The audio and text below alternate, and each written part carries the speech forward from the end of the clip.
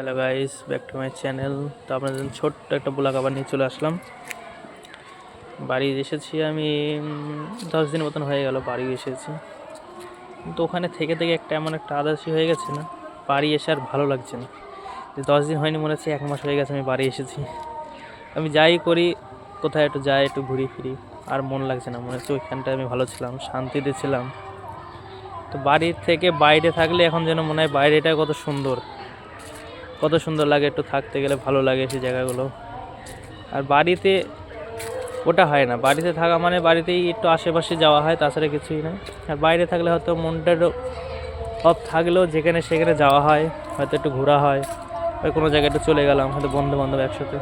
বাড়িতে আর সেই বন্ধুবান্ধব বলতে আর কেউই নেই, এই আমি আছি আর আমার একটা বন্ধু আছে পাশে, বাস ওই।